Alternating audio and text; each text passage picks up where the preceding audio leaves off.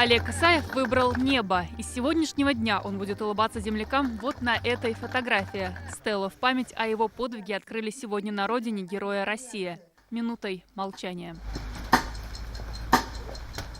Зимой я на лыжах, летом в велосипеде. Спортсмен, отличник и просто хороший парень с открытым сердцем. Так вспоминает своего сына Вера и Николай Исаевы. Говорят, что полет был заветной мечтой Олега с самого детства. Наверное, буду летчиком.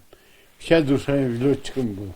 После педуниверситета он пошел работать в школу. Оттуда его призвали в армию. После Олег 4 года учился в Высшем военном авиационном училище имени Чкалова и сразу же был назначен на службу. На его счету более 100 боевых вылетов в Афганистан, Таджикистан и Чечню.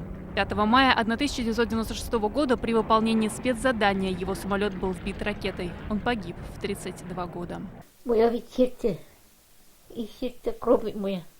Об Олеге Исаеве в его родной деревне напоминает почти каждый уголок. Например, вот этот памятный указатель на въезде в Средний Кушкет был установлен более 10 лет назад. Теперь каждый гость и каждый житель помнит о героизме своего земляка. Имя Олега Исаева носит школа в соседней деревне. За воспитание легендарного летчика родителям сегодня вручили юбилейную медаль столетия ТАССР.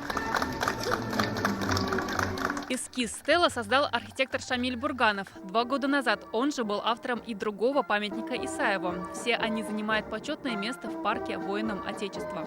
У нас 9 героев. А вот сегодня вы сами увидели, открыли монумент Герою России. Имя героя должен помнить все. У Олега Исаева остались жена и сын. Они живут в Воронеже. Каждый год на его день рождения собираются всей семьей в Балтасях. Теперь цветы они понесут к новому памятнику. Наталья Мезина, Ренат Сафин, ТНВ, Балтасинский район. Наша рука помощи вашему бизнесу. Антикризисные предложения. Телефон 843 5 705 100. Көтелмәгән кунак көттөреп кенә интернет челтәрләренә дә килеп җитте. Хәзер бу фильмның барлык серияларын ТНВ.ру сайтында карап була.